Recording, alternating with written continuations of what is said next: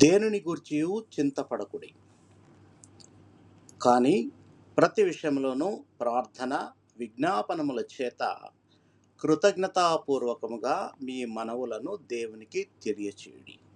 ఫిలిప్పీలకు రాసిన పత్రిక 4వ అధ్యాయము 6వ వచనము. ప్రియులారా, మన జీవితంలో సమస్యలు, భవిష్యత్తు గురించిన ఆందోళన, ఆరోగ్యం, కుటుంబం, ఉద్యోగం వంటి అనేక విషయాలు మనలను చింతలోకి నెట్టొచ్చు. కానీ దేవుని వాక్యం చాలా స్పష్టంగా చెప్తుంది, చింతపడకుడి. ఇది సమస్యలు ఉండవని కాదు, కానీ సమస్యల మధ్యలో కూడా దేవునిపై విశ్వాసం ఉంచమని మనకు పిలుపునిస్తుంది. చింత మన బలాన్ని తగ్గిస్తుంది, కానీ ప్రార్థన మన విశ్వాసాన్ని బలపరుస్తుంది.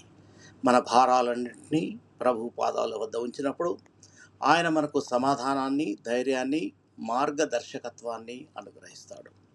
మనకు కావలసిన ప్రతి విషయాన్ని ఆయనకు కృతజ్ఞతతో తెలియజేసినప్పుడు మన అర్థానికి మించిన దేవుని సమాధానం మన హృదయాల్ని కాపాడుతుంది.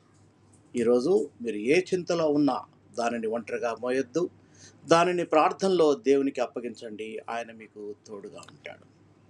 ప్రియ పరలోకపు తండ్రి, మా జీవితంలో ఉన్న ప్రతి చింతను, భారాన్ని మీ సన్నిధికి తీసుకొని వస్తున్నాము.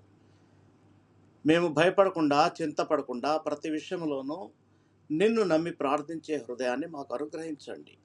మా మనసులకు నీ సమాధానాన్ని ప్రసాదించి ప్రతి పరిస్థితిలో నీ చిత్తాన్ని అనుసరించే జ్ఞానాన్ని దయచేయండి. మా భారాలన్నింటినీ నీవే మోసి మమ్మల్ని నీ కృపలో నిలబెట్టండి. యేసుక్రీస్తు ప్రశస్త నామములో ప్రార్థించి వేడుకొనుచున్నాము తండ్రి. ఆమేన్. దేవుడు మిమ్మల్ని బహుగా దీవించి ఆశీర్వదించునుగాక.